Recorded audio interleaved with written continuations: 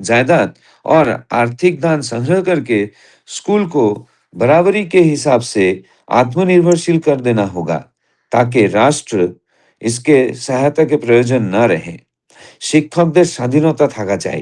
শিক্ষকও স্বাধীনতা रहनी चाहिए। শিক্ষা পরিচালনা বা পরিকল্পনার ব্যাপারে ইউনিভার্সিটিরও বিশ্ববিদ্যালয়েরও স্টেট রাষ্ট্রের মতো আত্মকর্তৃত্ব থাকা দরকার। স্টেট রাষ্ট্রের আনচ্যারিটেবল whims অ্যান্ড ইনফারেন্স অনুদার খেয়াল ও হস্তক্ষেপ কখনো বরদাস্ত করা উচিত নয়। शिक्षा परिचालना या फिर परिकल्पना के बारे में यूनिवर्सिटी का भी यानी कि विश्वविद्यालय का भी स्टेट यानी कि राष्ट्र के जैसा आत्मकर्तृत्व रहना चाहिए। स्टेट यानी कि राष्ट्र के अनचैरिटेबल whims एंड इंटरफेरेंस यानी कि अनुदार का ख्याल और हस्तक्षेप कभी भी बर्दाश्त नहीं करना चाहिए। সমাজ ও শিক্ষা মন্দিরের স্বাতন্ত্র্য যদি থাকে, তবে তাদের দিয়ে প্রয়োজন মতো রাষ্ট্রযন্ত্রের সংশোধন করা যায়। কিন্তু সবই যদি রাষ্ট্রের পোঁ-ধরা ও কুক্ষিগত হয়ে যায়, তবে রাষ্ট্রের ত্রুটি বিচ্যুতি সংশোধন করবে কে? समाज और शिक्षा मंदिर के साधु स्वतंत्र अगर न रहे, तो उनको देकर प्रयोजन के अनुसार राष्ट्र यंत्र के संशोधन किया जाए। लेकिन सभी अगर राष्ट्र का पीछे भागता है और कुक्षिगत हो उठता है, तो राष्ट्र का त्रुटि विच्युति को সংশোধন कौन करेगा? সেই জন্য ব্রাহ্মণরা কখনো রাষ্ট্রের মাইনের চাকর হতো না। इसीलिए ब्राह्मण लोग कभी भी राष्ट्र के वेतन का चाकर नहीं बनता था। মনে রাখতে হবে, মানুষের বাঁচা বাড়ার জন্য রাষ্ট্র, বাঁচা বাড়ার আপলাপি রাষ্ট্র ব্যবস্থার আধিপত্য মানবার জন্য মানুষ নয়। याद रखना होगा, मनुष्य के बचने बढ़ने के लिए राष्ट्र है। बचने बढ़ने के अपलापी राष्ट्र व्यवस्था का आधिपत्य मानने के लिए मनुष्य नहीं है। সেই জন্য রাষ্ট্রের প্রধান কর্তব্য হচ্ছে প্রত্যেকের বৈশিষ্ট্য অনুযায়ী তাকে বাঁচা বাড়ার পোষণ সরবরাহ করা।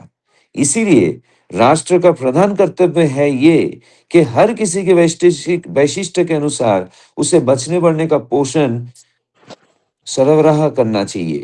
जय गुरु। जय गुरु।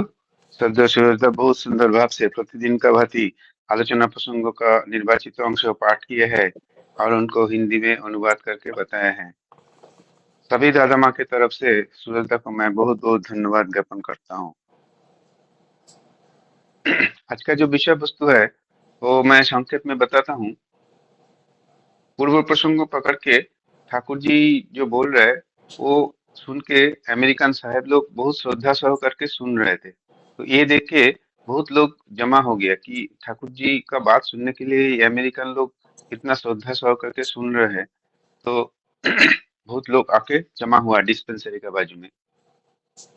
तो पूर्व प्रसंग का सूत्र पकड़ के केष्टुदा बोल रहे शिक्षक लोग अगर अ, शिक्षक वास्तव में ऐसे होते हैं जैसे पहले ठाकुर जी बोल रहे चरित्रवान और बहुत ज्ञानी विद्वानी ऐसा होना चाहिए। तो ऐसा अगर होते हैं तो राज्य को उसको सम्मान देना ही पड़ेगा। मतलब राज्य को सम्मान देना जरूरी हो जाता है। ये सब उनका योग्यता ऊपर निर्भर करता है। तो इस प्रश्न का उत्तर में ठाकुर जी बोले केवल चरित्र अच्छा होने से नहीं चलता है। अगर राज्य उसका स्वीकार ना करे तो ये संभव नहीं है। श्री ठाकुर जी यीशु मसीहा का उदाहरण देते हुए कहा कि यीशु ने कितना कुछ किया था, पर राज्य ने उन्हें स्वीकार करने का बजाय उल्टा ही रॉन्ग चढ़ा दिया। मतलब यीशु को ही ब्लेम करने लग गया राज्य।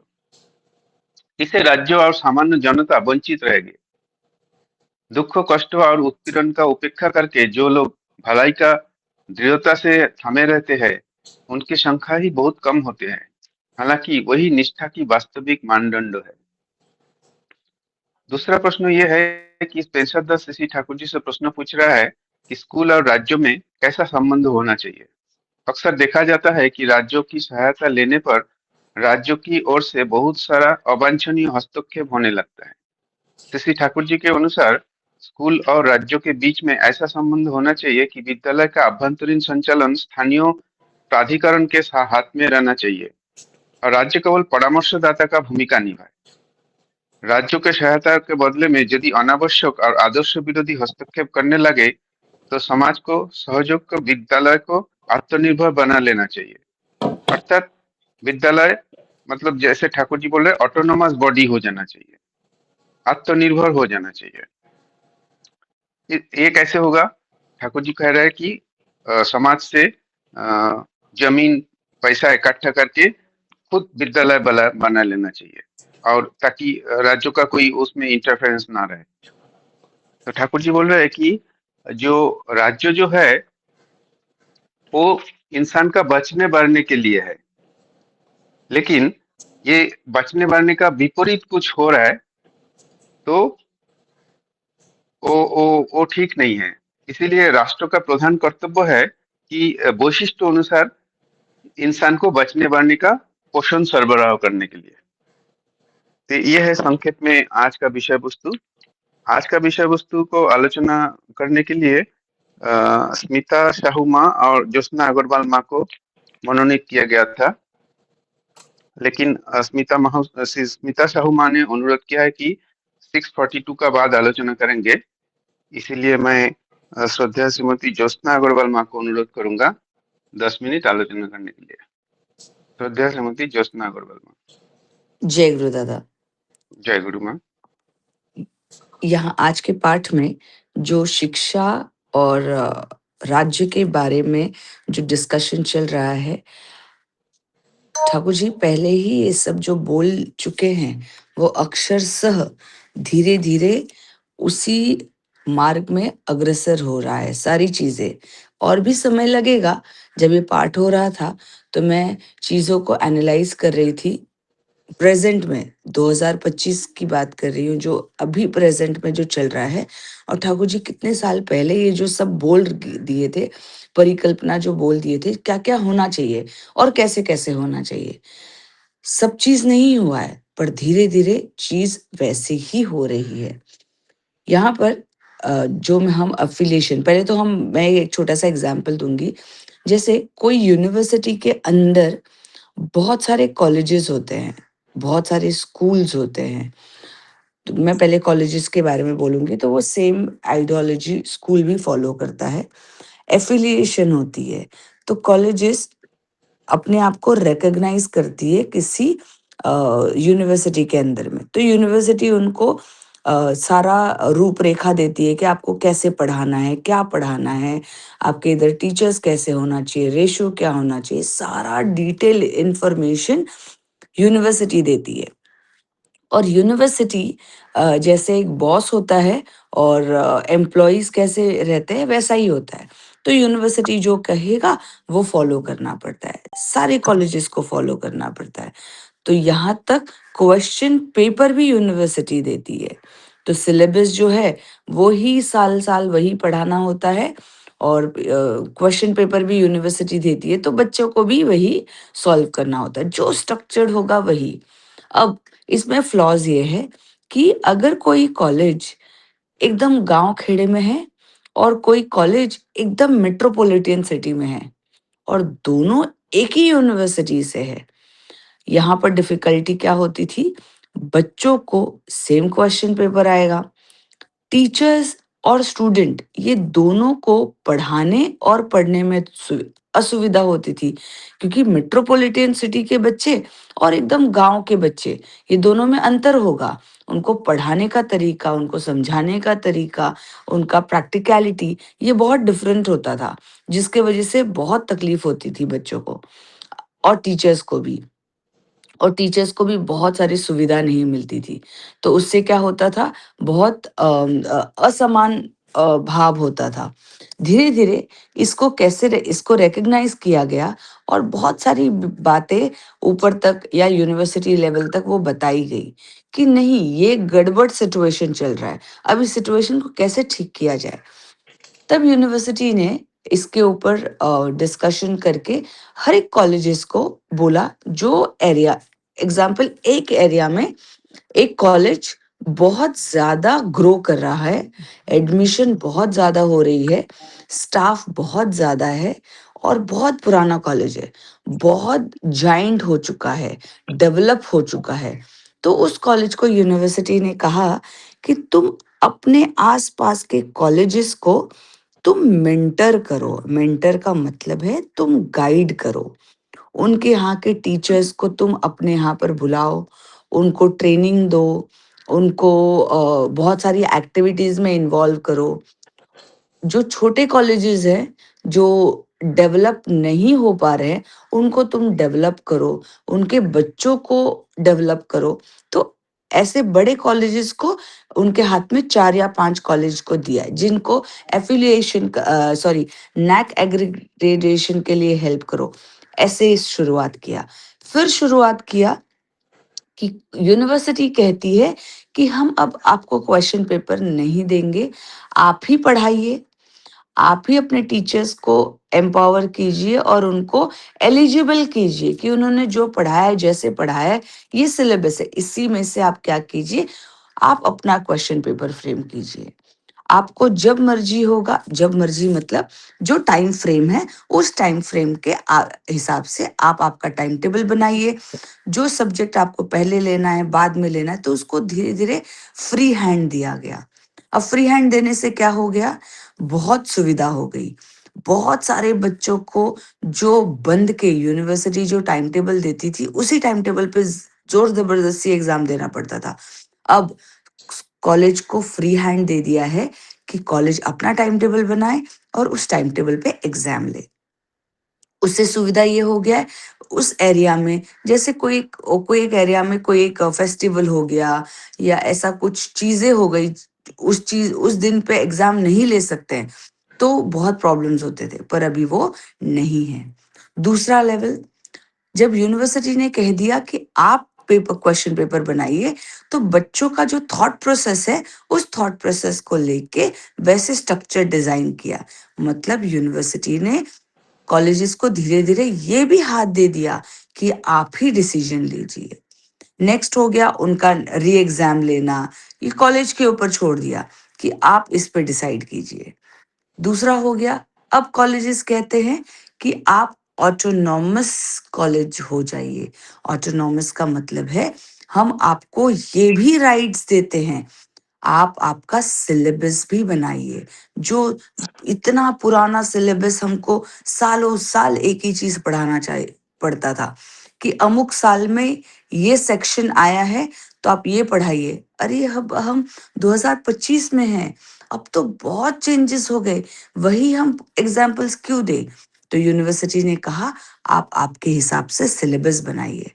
यहाँ पर जाने अनजाने में ठाकुर जी की जो आइडियोलॉजी है, वो हमें यहाँ पर देखने के लिए मिलती है कि कॉलेज धीरे धीरे अपने पैर पे खड़ा हो रहा है, अपने हिसाब से, एक टाइम फ्रेम में, एक रेगुलेशन में।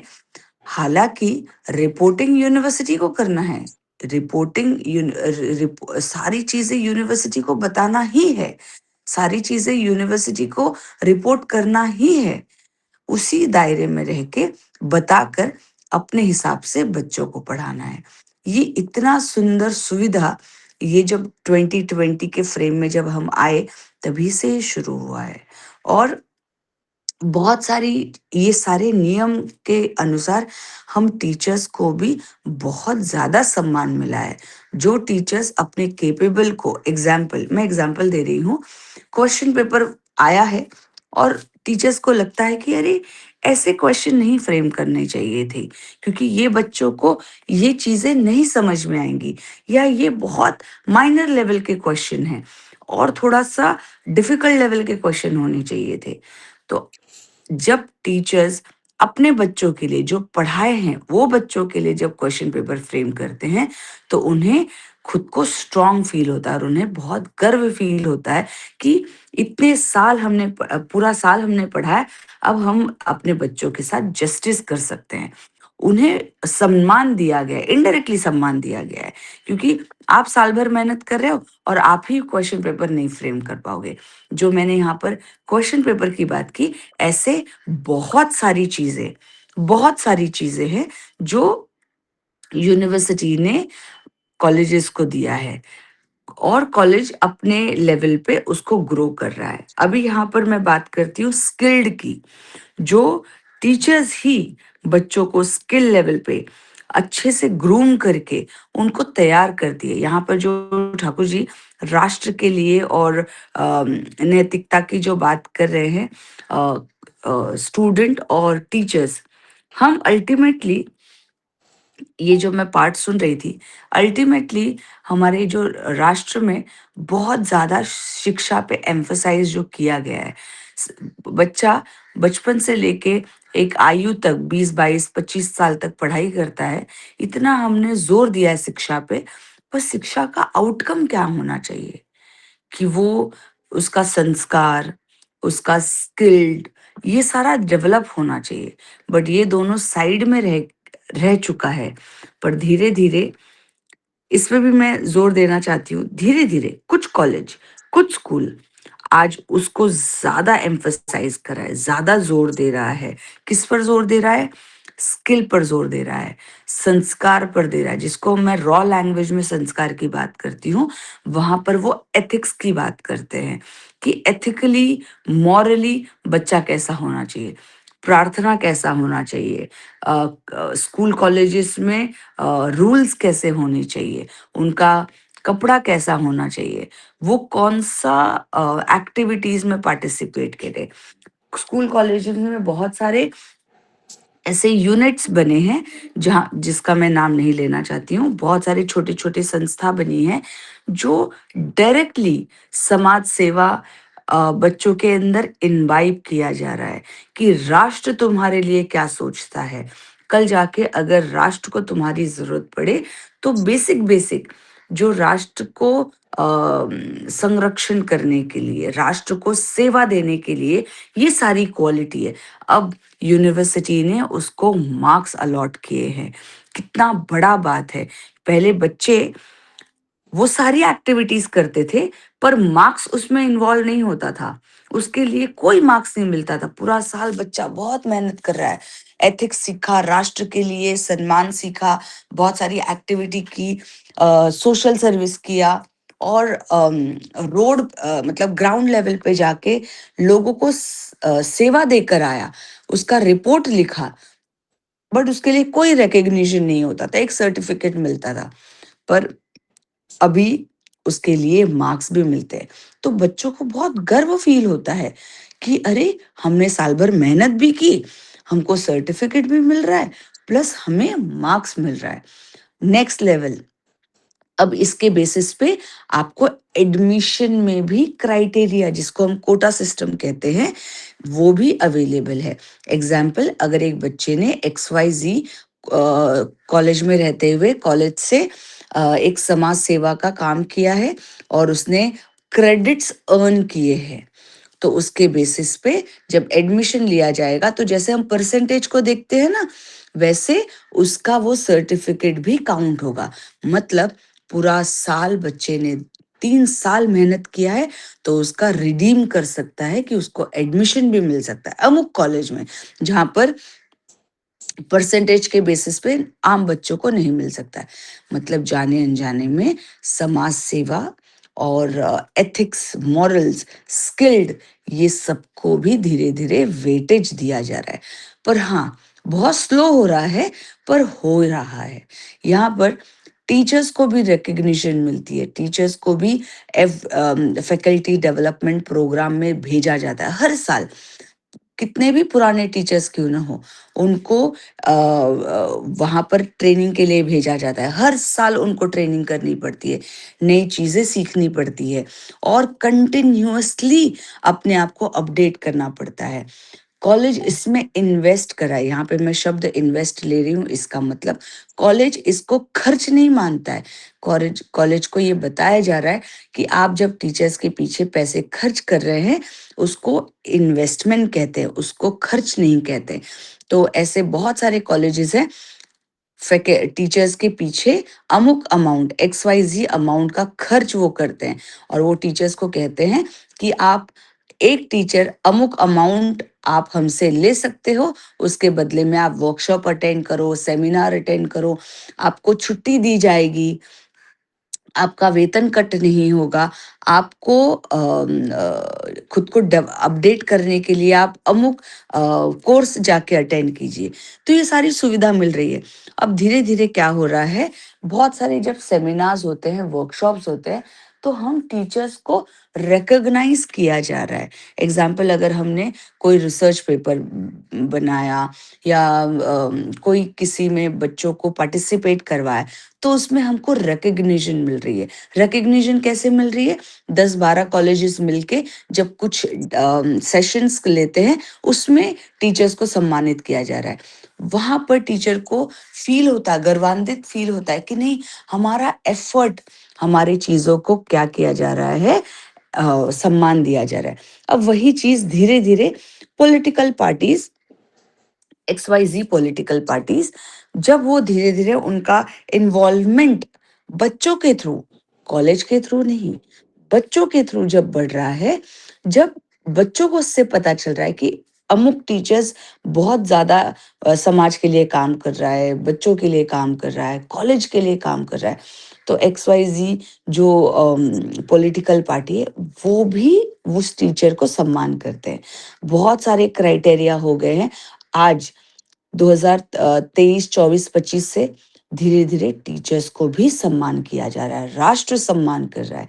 अभी अगर आप लोगों को याद हो तो यूएस बेस्ड एक संस्था ने महाराष्ट्र के एक टीचर को सम्मानित किया है और उनको करोड़ों का फंडिंग दिया गया है। उन्होंने एक एप्लीकेशन बच्चों को कैसे, जैसे आपके एनसीईआरटी बुक में एक क्यूआर कोड रहे, अगर आप उस क्यूआर कोड को स्कैन करो तो वीडियो चलेगा। तो वो चीज़ उस टीचर ने डेवलप किया और आवेदन दिया और यूएस के स्कूल कॉलेजेस को ये रिक्वेस्ट किया, तो उन्होंने ये एक्सेप्ट कर लिया और उसके बाद भारत सरकार ने भी उस चीज़ को एक्सेप्ट किया और वो रातों रात वो टीचर बहुत फेमस हो गए, रातों रात। और ये सच में कितनी सुंदर बात है कि क्यूआर कोड अगर वो आप स्कैन करोगे और आपके टीवी से कनेक्ट करोगे, तो उस चैप्टर के बेसिस पे कार्टूनिक फॉर्म में बच्चों को वो पूरा स्टोरी फॉर्म में बच्चे को वो पूरा स्टोरी पता चलेगा कि उस चैप्टर में क्या है। तो बोलने का तात्पर्य ये है, जिस्ट ये है कि ठाकुर जी जो इतने साल पहले बोल कर गए थे, हालांकि इसमें भी त्रुटि है, अक्षरशः नहीं हुआ है, पर हाँ, ये मैं कह रही हूँ टीचिंग फैटर्निटी में रहने के बावजूद मैं इस पे बहुत खुशी हो रही है कि ठाकुर जी जो बोल कर गए हैं, धीरे-धीरे हो रहा है, स्लो एंड स्टेडी हो रहा है, पर हाँ, हो रहा है। हम टीचर्स को बहुत सम्मान में दिया जा रहा है, हम टीचर्स को भी हमारे बारे में सोचा जा रहा है और धीरे-धीरे कॉलेज, यूनिवर्सिटी, राज्य, राष्ट्र उस पे से धीरे-धीरे अपना हाथ पीछे खींच रहा है, वो हमें बाँध कर नहीं रख रहा है। इसीलिए मैंने थोड़ी देर पहले वो शब्द यूज किया, ऑटोनॉमस। ऑटोनॉमस का मतलब है तुम अपने आप से खड़े होके चलो और हो सके तो दौड़ो भी बच्चों को लेकर सही मार्ग पर। और उससे क्या होगा, आसपास के बच्चे डेवलप होंगे, आसपास के लोग डेवलप होंगे, समाज डेवलप होगा, तभी ही राष्ट्र डेवलप होगा। ये सारी चीज़ें कब पॉसिबल है? अगर उसका तो छोटा-सा एग्ज़ाम्पल हमारे बच्चों के लिए भी है ना, हम बच्चों को बोलते हैं कि जाओ खेल कर आओ, आस-पास के लोगों से मिलो, फ्रेंडशिप करो, ग्रुप में खेलो, मिट्टी में खेल कर आओ। यही तो ऑटोनॉमस है। हम बच्चों को कहते हैं ना कि गेट के बाहर नहीं जाना, इसी कॉम्प्लेक्स के अंदर खेलना। या अगर आपके पास साइकिल है, साइकिल चलाओ पर रोड पर मत चलाना। हमने उनको दायरा दे दिया है, पर जब हमें पता चलता है कि बच्चा साइकिल चलाने में एक्सपर्ट हो चुका है, उसको मैंने देखा है, समझा है, परखा है और कॉन्फिडेंस लेवल आया, तभी मैं कहती हूँ कि बाबू आप जाके आप रोड पे भी साइकिल चला सकते हो। जाइए 2 ढाई किलोमीटर जो गार्डन है, वहाँ पर आप जाके अपने फ्रेंड के साथ जाके खेल सकते हैं। फिर हम कहते हैं कि संडे को जो टूर्नामेंट होने वाला है, 2 जय गुरु मैम। हाँ, 1 मिनट में मैं वाइंड अप करती हूँ दादा। 2-3 कॉम्प्लेक्स मिलके जो टूर्नामेंट खेलने वाले हैं, आप जाकर खेल कर आइए। यही है ऑटोनॉमस, यही धीरे-धीरे समाज में धीरे-धीरे हो रहा है। पर हाँ, और भी डेवलपमेंट बाकी है। ये सारी चीज़ें मैं बहुत मेस्मराइज़ होती हूँ, मेरे मालिक ये सब बोल कर गए हैं, वो बोले हैं तो एक ना एक दिन ये 100% होगा ही होगा। इतना ही बोल के मैं अपनी वाणी को विराम करती हूँ। सभी को मेरा जय गुरु। जय गुरु माँ, बहुत सुंदर आलोचना रखे श्रद्धेय श्रीमती ज्योत्सना माँ। अ, ज्योत्सना माँ जो परिचालन व्यवस्था का बारे में बहुत सुंदर भाव से एनालिसिस किया है, यूजीसी कैसे सभी कॉलेज को पावर दे रहा है, और ठाकुर जी जो उतना साल पहले ऑटोनोमस बॉडी को कल्पना किया था, वही चीज अभी हो रहा है। और राज्यों राष्ट्रों यूजीसी जो है वो धीरे धीरे कॉलेज को ज्यादा एम्पावर कर रहा है, और शिक्षक को सम्मान मिल रहा है। शिक्षक अपने मतलब अपने हिसाब से काम कर पा रहा है, मतलब बाहरी हस्तक्षेप कम हो रहा है।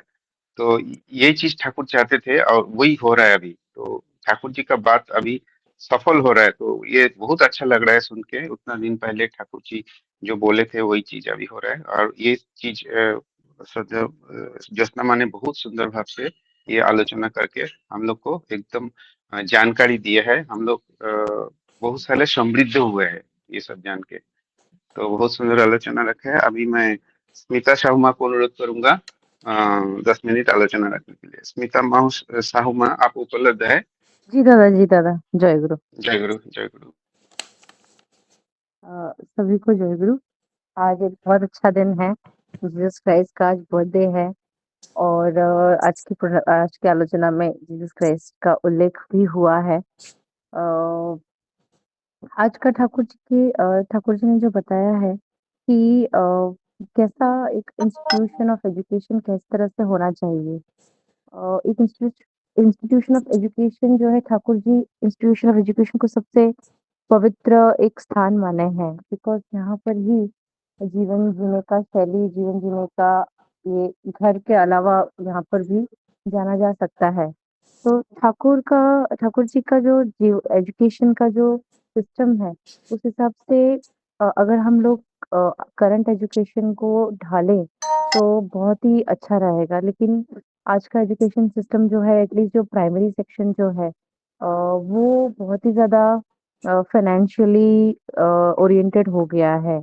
तो होता क्या है कि जब ऐसा होता है तो सारी चीज़ें जो हैं एक एम से होने लगती हैं कि कैसे बहुत स्टूडेंट्स आए, कैसे इनका बिज़नेस बढ़े, क्योंकि सारे इंस्टीट्यूशन में लोग जो स्कूल्स बना रहे हैं या चल रहा है, उसमें बिज़नेसमैन हैं यहाँ पर। तो सबका यही आइडिया होता है, भले वो सब में इम्पार्ट कर रहे हैं एजुकेशन, लेकिन वो एजुकेशन का जो गोल है वो थोड़ा-सा डिसोरिएंटेड जैसा लगता है, क्योंकि जैसे मेरे बच्चे के क्लास में बहुत सारे पेरेंट्स कंप्लेन करते हैं, जिस तरह से कोई अगर कुछ फंक्शन हुआ, तो उस फंक्शन में सिर्फ उन्हीं बच्चों को इम्पोर्टेंट रोल्स दिए जाते हैं जो पहले से ही कुछ मतलब अच्छा बोल सकते हैं, या अच्छा रिसाइट कर सकते हैं, या अच्छा मेमोराइज़ कर सकते हैं, या अच्छा एनिमेट कर सकते हैं अपने आप को बोलते वक़्त।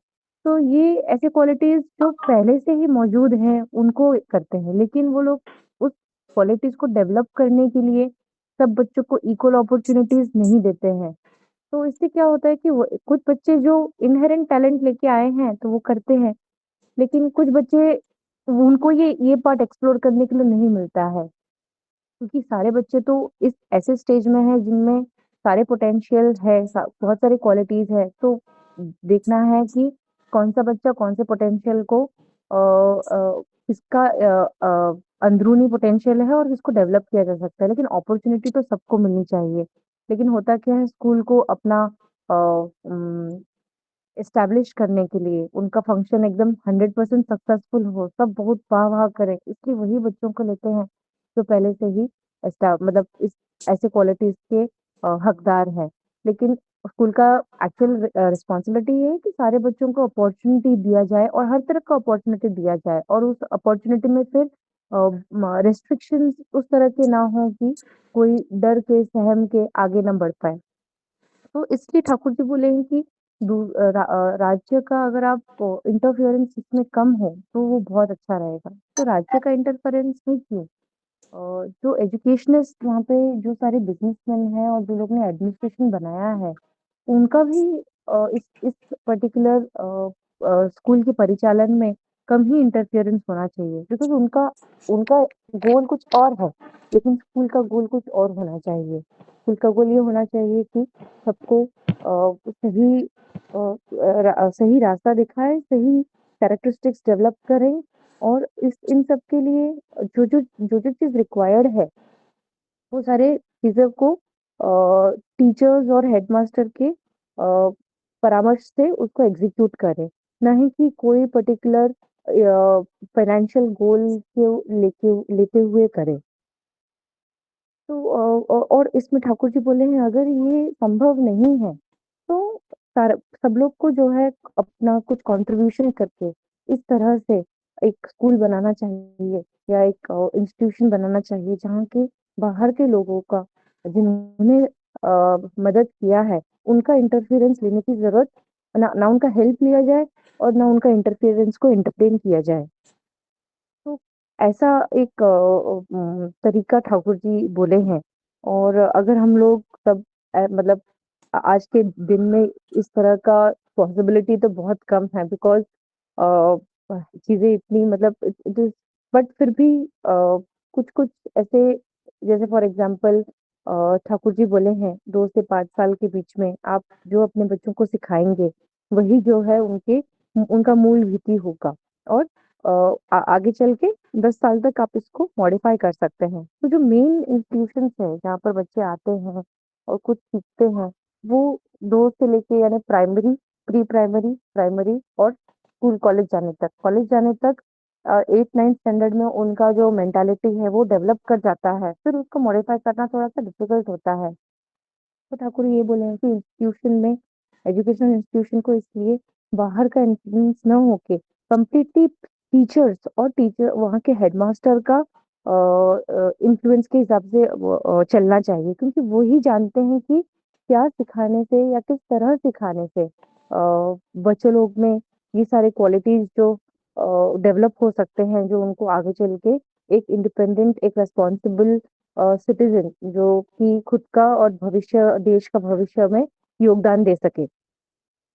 और फिर ठाकुर जी बोले हैं कि शिक्षक जैसे उस दिन भी शायद मैंने बोला था और आज मैंने देखा तो हाँ, वो डिस्कशन 31st अक्टूबर का ही था। तो ठाकुर जी उस दिन बोले हैं कि टीचर्स को भी इंडिपेंडेंट होना चाहिए। टीचर्स को भी किसी अन्य काम में जो उनका नोबल परस्यूट है कि शिक्षा इम्पार्ट करना, बच्चों में लर्निंग का जो एनर्जी है उसको जगाना, जो आवेग है जानने का, सीखने का और आगे बढ़ने का वो थॉट प्रोसेस को इग्नाइट करना कैसे होता है, क्यों होता है, कैसे कर सकता हूँ, ये सारे चीजों को एक ट्रिगर करना।